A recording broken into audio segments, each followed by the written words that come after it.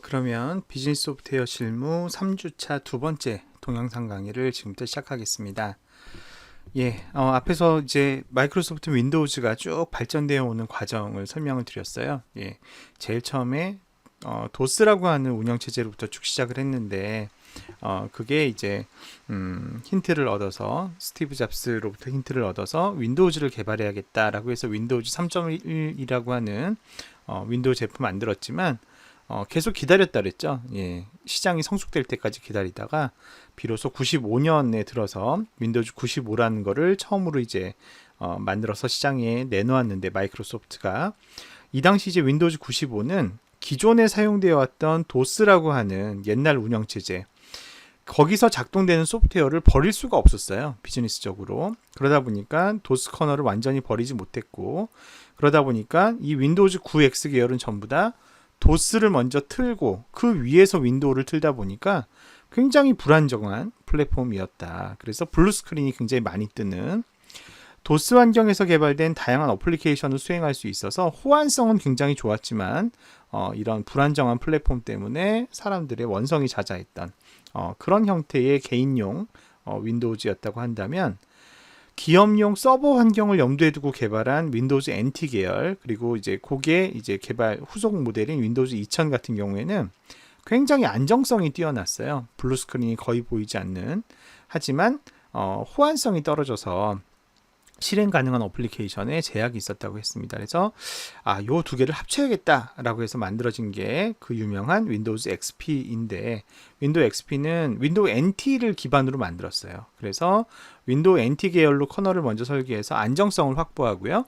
여기에 이제 그 안정성을 해치지 않는 범위 내에서 윈도우 9X 계열에서 요구되는 그런 커널 명령어들을 하나로 합쳐서 그렇게 해서 윈도우 NT 계열의 안정성과 윈도우 9X 계열의 범용성을 동시에 확보한 최초의 운영체제가 윈도우 XP가 됩니다. 그래서 윈도우 XP가 공전의 히트를 쳤다. 2003년인가요? 2002년인가요? 그 출시 이래 아주 엄청나게 많이 팔리는 그런 이제 성과를 거두었는데, 그런데 이제 윈도우 XP의 후속 모델에 대한 부담이 생기기 시작합니다. 아까도 잠깐 얘기했지만 우리 빌 게이츠 사장님은 엔지니어라기보다는 사업가라고 했잖아요. 그래서 고객들이 무엇을 필요로 하는지, 어떤 요구가 있는지, 이런 것들에 대한 감이 되게 좋아요. 근데 윈도우즈 XP의 후속 모델인 윈도우즈 비스타가 만들어져야 됐던 당시 이제 2000년대 후반 시기였는데, 그때 이제 마이크로소프트를 자극하는, 눈에 거슬리는 경쟁 회사가 하나 슬그머니 등장하게 됩니다. 그 회사가, 그 이름도 유명한 구글이에요. 구글은 예전에 아주 그냥 작은 검색 엔진 개발하는 검색 엔진 솔루션 업체에 불과하던 회사였는데, 자사의 핵심 역량인 검색 엔진 기능을 바탕으로 해서 점점 사업을 다각화하기 시작하는 거예요.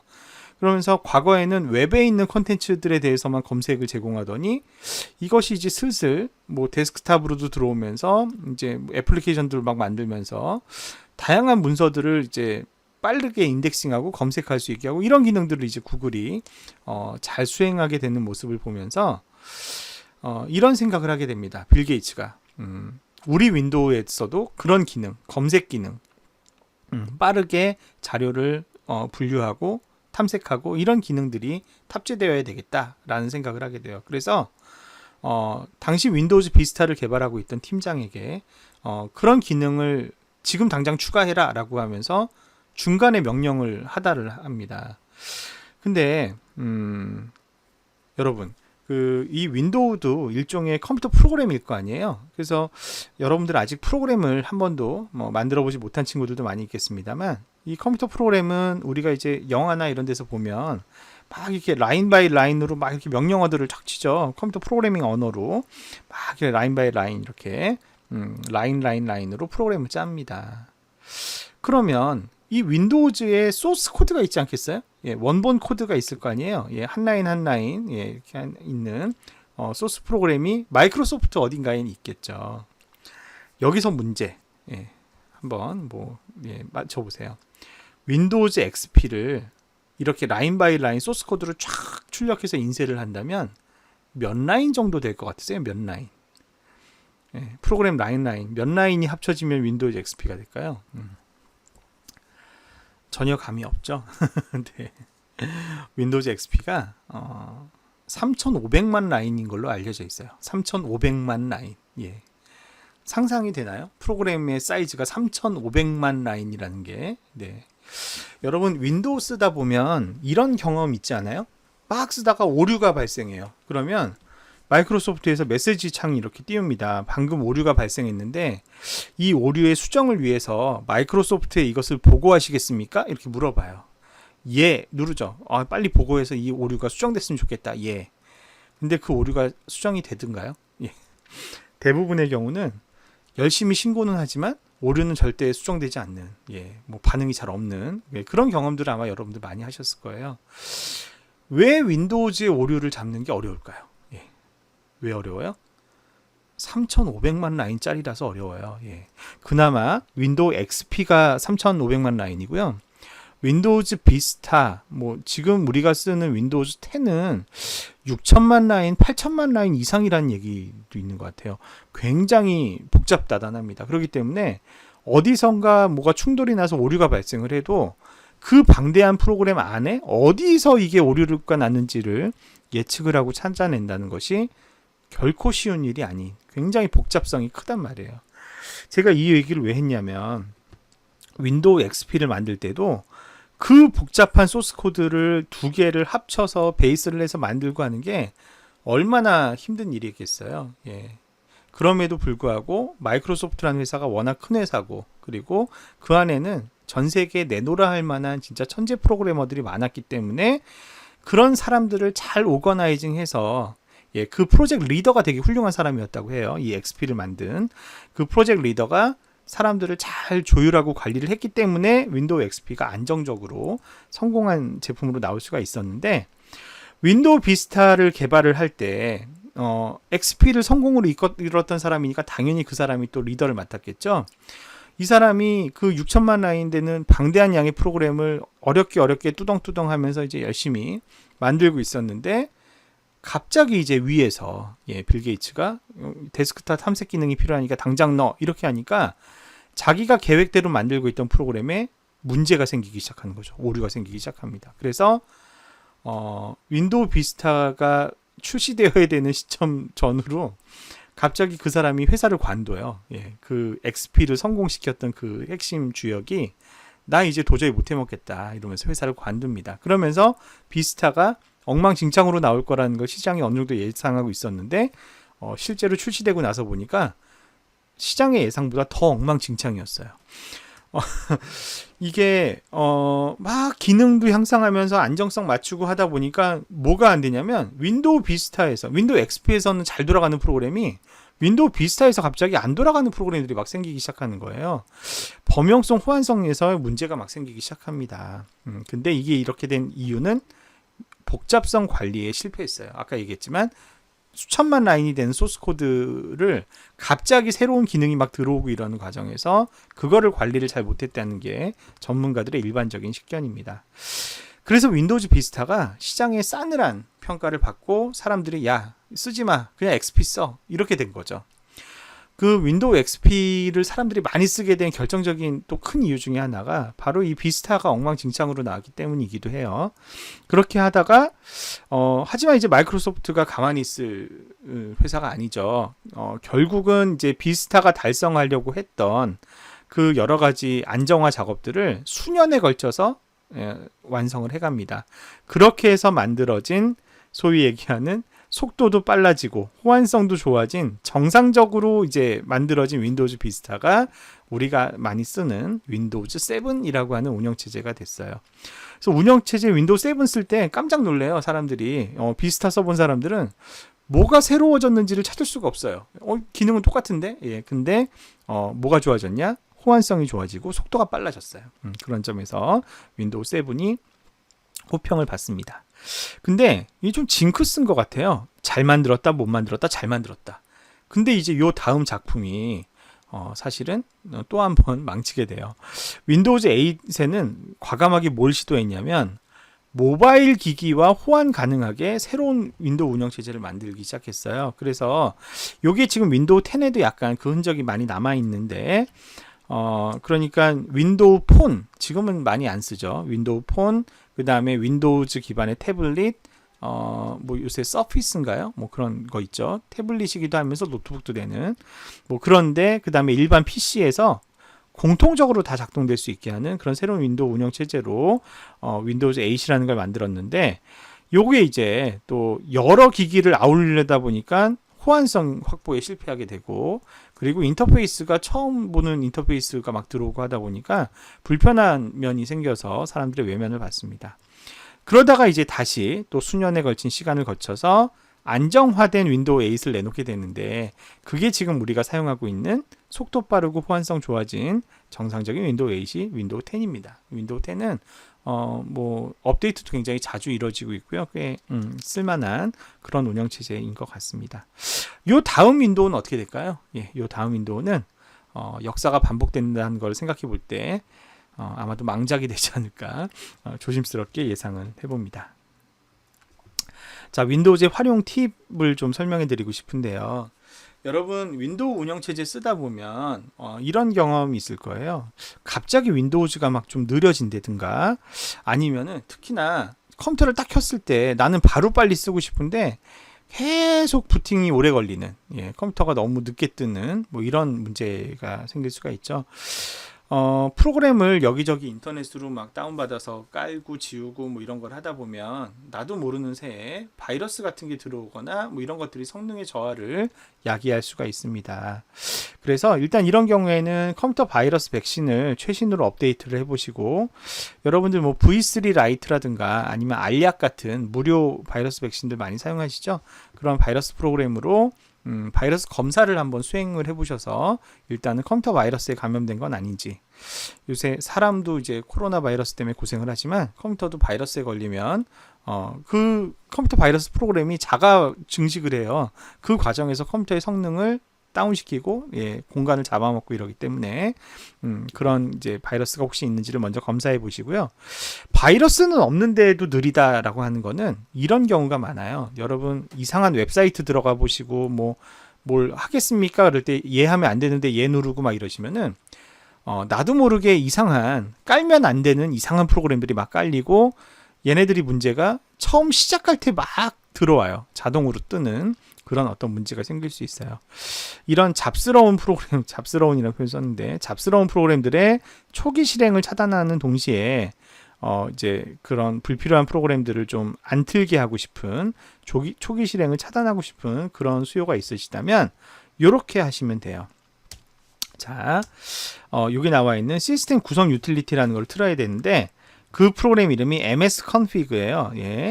윈도우 7이나 뭐 옛날 윈도우 같은 경우에는 시작 버튼 누르고 실행에 가셔서 msconfig를 누르시면 되고 윈도우 10 같은 경우에는 이제 여기 실행이 따로 없으니까 여기 이제 검색하는 요 창에다가 이렇게 치는 겁니다. 아까 보셨듯이 msconfig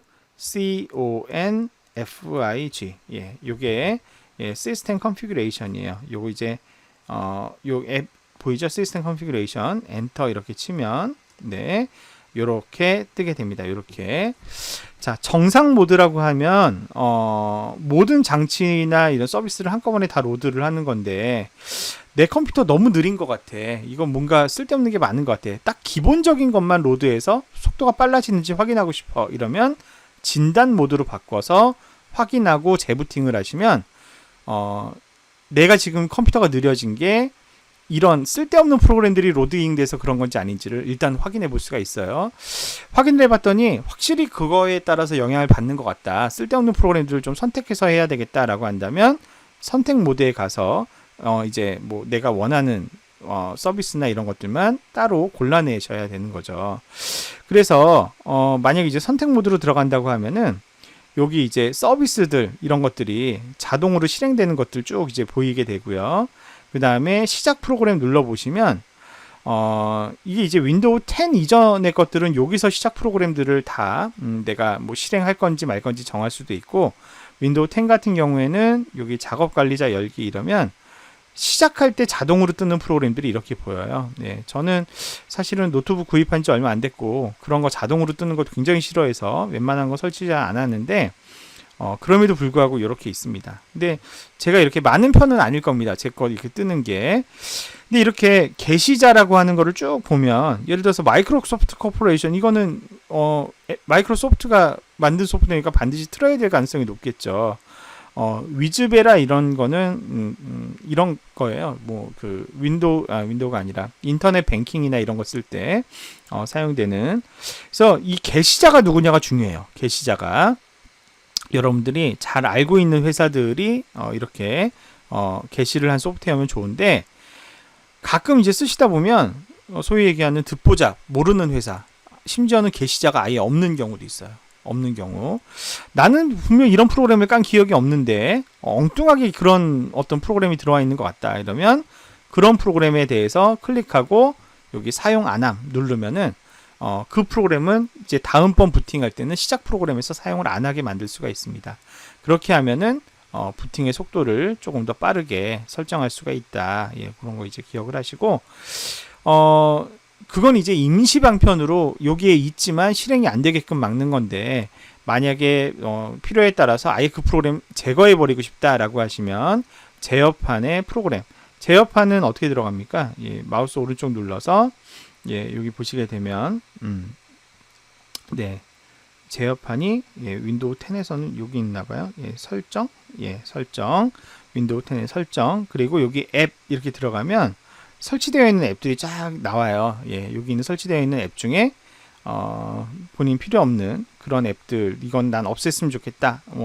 내가 설치하려고 설치한 거 아니다. 이런 게 있으면은 클릭해서 삭제 이런 식으로 앱을 선택해서 지울 수가 있습니다. 자, 그렇게 해서 속도를 빠르게 하는 방법 첫 번째 팁으로 살펴봤고요. 자, 두 번째 팁 한번 보겠습니다. 윈도우즈의 디스크 속도를 향상시키는 방법에 대해서 소개하고 있는데요.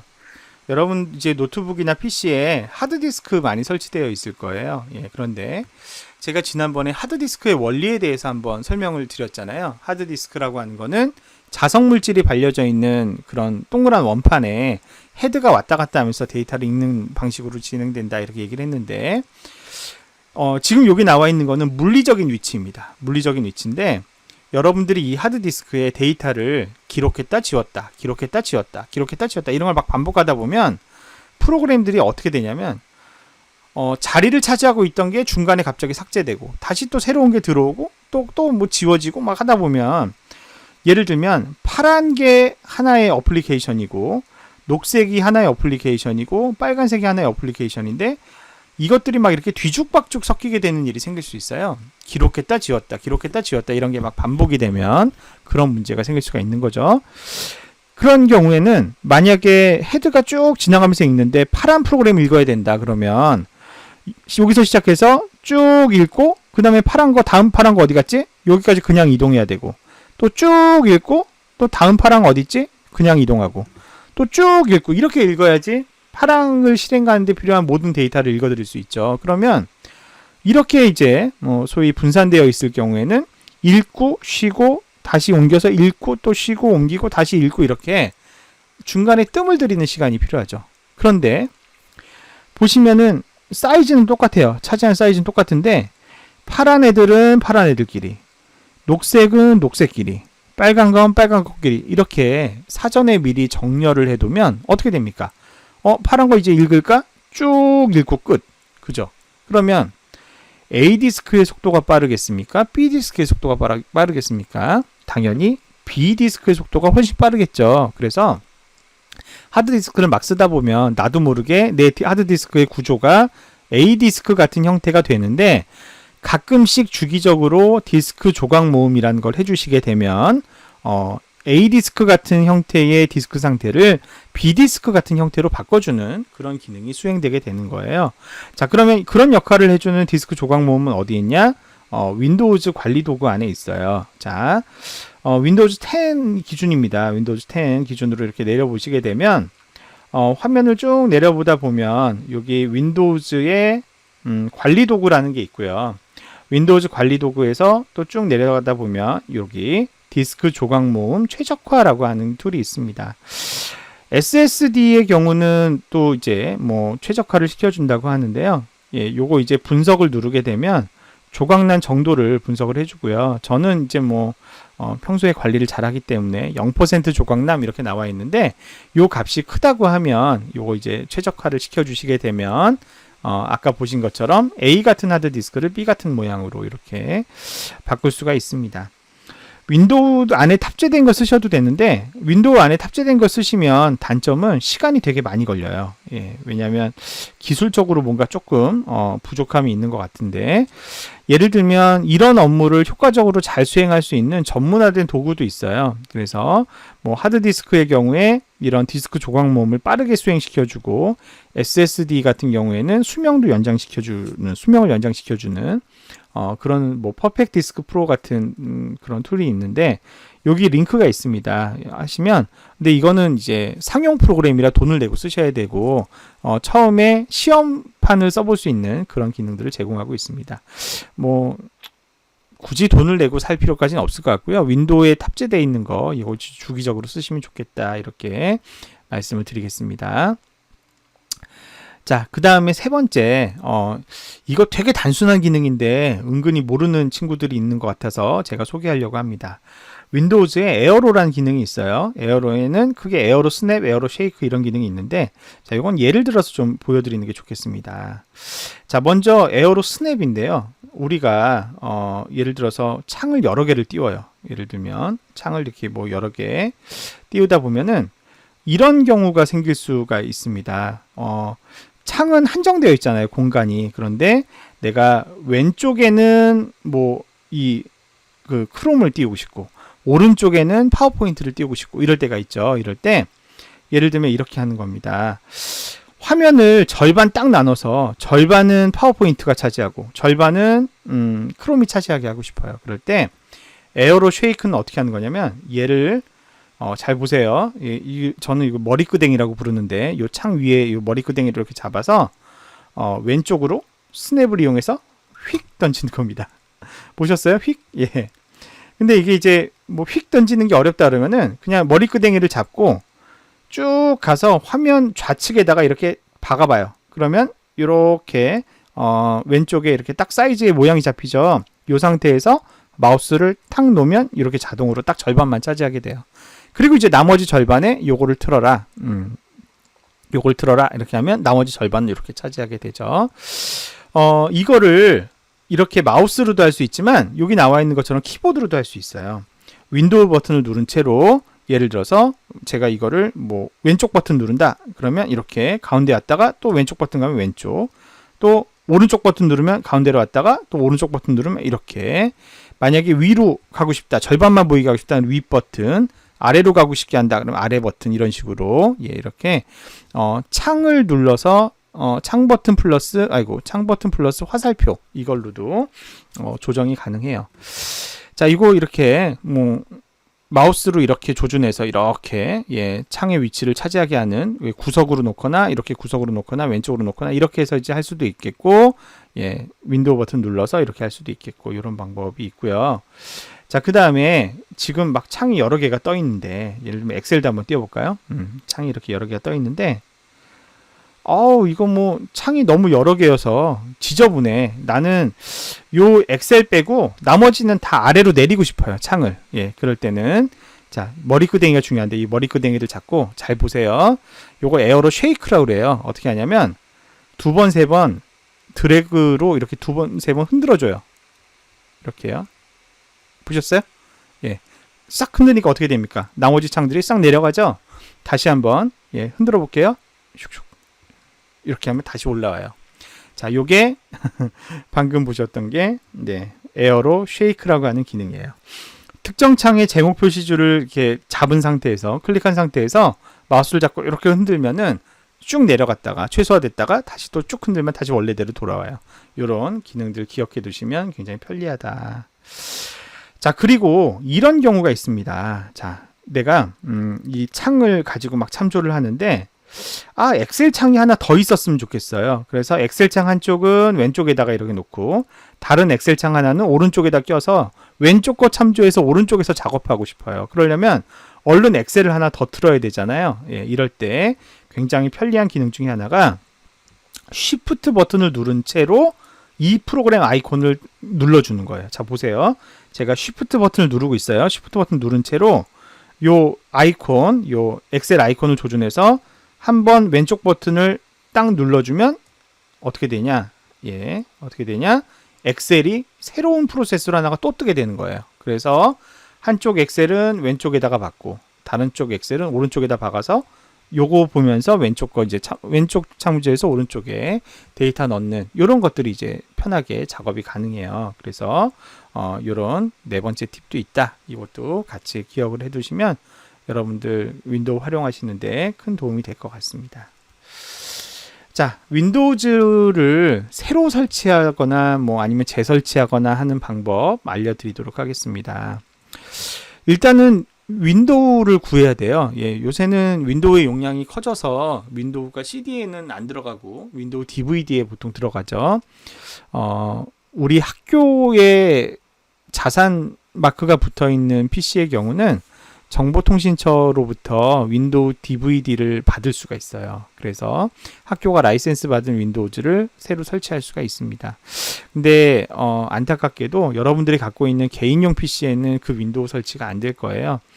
그런데 예를 들면 원래 내 PC에 윈도우가 깔려 있었고 내 윈도우에 시리얼 번호를 나는 알고 있다, 갖고 있다라고 하면 설치용 미디어는 다 똑같아요. 그래서 학교에서 그거를 이제 뭐 빌리거나 아니면 소프트웨어를 구하거나 그 이미지는 저도 가지고 있어요. 윈도우 이미지는. 그러면 그런 걸 가지고 설치할 수 있습니다. 윈도우 CD나 아니면 USB에 윈도우를 저장한 상태에서 CD나 USB가 그러니까 윈도우 CD나 USB를 삽입한다고 해서 그걸로 바로 부팅이 안 될 수도 있습니다. 이 모든 컴퓨터에는 제가 이제 컴퓨터는 롬에 의해서 작동된다고 했는데 이 CMOS라고 하는 사전 설정 화면이 있어요. 예, 보통 컴퓨터 처음 딱 켰을 때 F2번 버튼이나 이 딜리트 버튼 눌러야지 이제 CMOS 설정으로 들어가요. 거기에 들어가 보면 부팅 순서가 정해져 있어요. 그 부팅 순서가 하드디스크나 SSD로 바로 부팅하게끔 돼 있으면은 윈도우 CD나 USB를 백날 꼽아도 여기로 부팅이 안 되는데 그 이제 부팅하는 순서를 뭐 USB나 CD를 먼저 이제 인식해서 그걸로 먼저 부팅하게끔 설정을 사전에 해 놓습니다. 그러면 윈도우 CD나 USB에 이제 부팅 가능하다는 걸 인식하고 이렇게 이제 메시지가 떠요. Press any key to boot from CD 또는 USB 이렇게 떠요. 그러면 아무 키나 누르라는 거죠. 그러면 이걸로 부팅할 거라고 아무 키나 누릅니다. 그러면 이제 본격적으로 이렇게 설치 화면이 쭉 나오게 돼요. 윈도우 설치가 시작이 되는데 보면 이제 설치를 새로 할래 아니면 기존 걸 복구할래 이런 거 물어봅니다. 저는 웬만하면 중요한 작업이 다 백업이 되어 있다는 전제하에 복구보다는 아예 지웠다 새로 까는 게 훨씬 더 안정적이에요. 그래서 복구보다는 새로 설치하시는 걸 추천드리고요. 하드디스크 파티션이라는 걸 할 수 있어요. 이건 뭐냐면 내가 이제 하드디스크가 예를 들어서 뭐 1TB짜리가 껴있다. 그러면 1TB를 통째로 C 드라이브나 D 드라이브 하나로 쓸 수도 있지만 얘를 뭐 500GB는 C 드라이브로 나머지 500GB는 D 드라이브로 이런 식으로 나눠서 쓸 수도 있는데 그 나눠 쓰는 거를 파티션이라고 해요. 새로 파티션 만들기 해가지고 이제 용량을 지정해주면 파티션이 설정되는데 이거 어렵지 않아요. 예, 그런 방법을 이용을 해서 파티션을 설정하고 기존에 파티션이 설정되어 있는데 나 싹 지우고 새로 깔고 싶다 그러면은 그 파티션을 삭제하는 순간, 없애버리는 순간 기존 내용이 싹 날아가 버려요. 그렇게 해서 기존 파티션을 제거하고 다시 새로 이제 파티션 재설정해서 뭐 포맷해서 설치를 하면 깔끔하게 윈도우를 새로 설치할 수가 있죠. 그렇게 해서 이제 설치를 쭉 진행을 하면 자동으로 윈도우 설치가 쭉 이루어지게 되고요. 그 과정에서 뭐 여러 가지 물어봅니다. 뭐 당신 컴퓨터에 뭐 키보드 모양이 어떻게 생겼냐부터 시작해서 뭐 당신이 지금 뭐 한국에 있냐 미국에 있냐 뭐 이런 것부터 시작해서 막 물어보는데 적절하게 답변을 하면 설치가 완료가 다 됩니다. 윈도우는 일단 설치가 끝나게 되는 거예요. 그러고 나면 이제 그 다음에 후속 작업을 수행하시면 됩니다.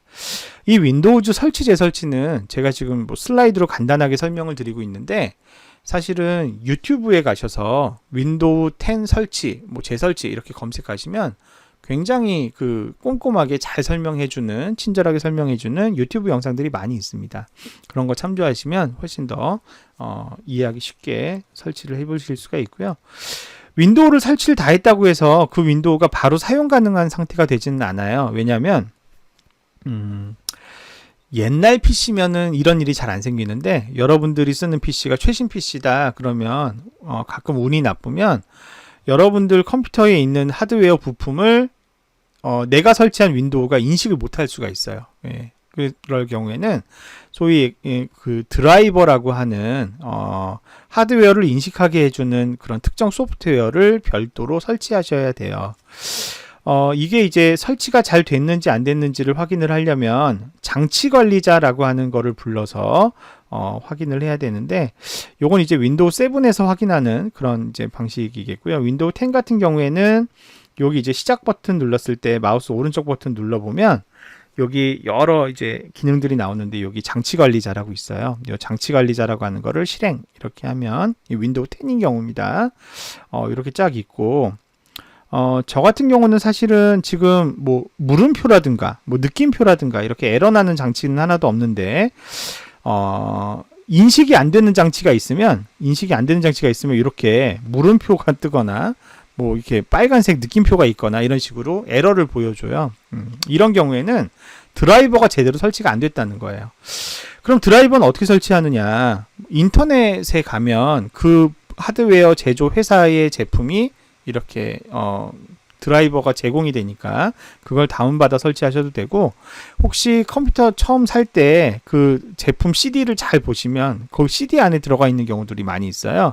제품 구입 시에 받은 CD롬을 이용해서 설치할 수도 있는데, 나는 이두저도 아무것도 없다, 옛날 PC라서 그런 거 하나도 남아있는 게 없다, 그런데 지금 이 드라이버를 잡아야 되겠다라고 하면, 요거 이제 이따가 웹 서비스 때 알려드릴 사이트이기도 합니다만 3dp.co.kr이라는 사이트가 있습니다. 네이버 카페인데요. 여기 보면 3dp 칩이라고 하는 게 있고 3dp 넷이라고 하는 게 있는데, 3dp 칩은 각종 드라이버들을 자동으로 탐지해서 자동으로 설치해주는 그런 실행 파일이에요. 예. 가입도 불필요하고 무료이고 악성 코드도 없어요. 예. 그래서 왜 그 PC 수리해 주시는 전문 업체 사장님들 다 이거로 프로그램 설치해요. 예, 요거. 근데 이제 드라이버를 깔려면 이거 인터넷으로 다운받아야 되는데, 처음 딱 컴퓨터 설치하고 나면 인터넷부터 잡아야 될 거 아니에요. 그러려면 그 인터넷 랜이나 무선 랜에 대한 드라이버를 먼저 설치해야 되잖아요. 그거에 특화된 네트워크 전용 설치 파일이 요거예요. 3dp 넷. 예, 그래서 컴퓨터를 혹시 새로 재설치할 거다라고 하신다면 요 3dp.co.kr에 들어오신 다음에 요 파일을 미리 다운로드를 받아놔요. 그런 다음에 그 USB 같은 데 담아놨다가 컴퓨터 다 설치하시고 나면 제일 먼저 3dp 넷으로 네트워크 잡아주고, 그 다음에 3dp 칩 실행시켜서 각종 설치 안 된 하드웨어들에 대한 개별 드라이버를 설치하시면, 예, 일단은 윈도우 설치는 완료가 됩니다. 그리고 나서 윈도우 업데이트를 바로 실행시켜 주시는 게 좋아요. 처음에 설치된 윈도우즈 안에는 여러 가지 그 문제들이 많이 있고요. 보안상 허점들이 많이 있는데, 최대한 빨리 윈도우즈 업데이트를 실행을 시키셔야지 그런 어떤 보안상의 허점을 빨리 메울 수가 있습니다. 그래서 본격적으로 사용하기 전에 바로 윈도우 업데이트부터 1차적으로 수행하시기를 추천드리고요. 윈도우가 사실은 또 자동으로 업데이트도 수행합니다. 시간이 좀 지나면 알아서 업데이트가 되기도 하고요. 그 다음에는 이제 뭐 V3 라이트라든가 알약 같은 바이러스 백신을 설치하시고 그 엔진을 업데이트 하시는 그런 작업을 해야 되는데, 윈도우 10 쓰시는 분들 있다면 윈도우 백신 굳이 안 깔아도 돼요. 이거 그냥 2중 3중으로 설치하는 거에 불과하고요. 제 컴퓨터에도 설치되어 있습니다만 여기 그 윈도우즈 디펜더라고 하는 거 안에 자체적으로 바이러스를 탐지하고 예방하는 장치가 되어 있어요. 그래서 윈도우즈 10의 경우에는 굳이 이거 까실 필요 없겠고요. 이게 다 완료가 되고 나면 그제서야 이제 여러분들이 개인적으로 필요한 소프트웨어들을 한두 개씩 설치하시면 된다. 이렇게 윈도우 설치 과정을 안내해 드릴 수가 있겠습니다. 자, 이렇게 해서 기본적인 운영 체제에 대한 설치 재설치 방법까지도 쭉 안내를 해드렸습니다. 예, 두 번째 강의는 이제 여기서 마무리하도록 하겠고요. 마지막 세 번째 시간에 남은 우리 그 웹 서비스에 대한 소개를 하면서 3주차 강의 마무리하도록 하겠습니다. 예, 수고 많으셨습니다.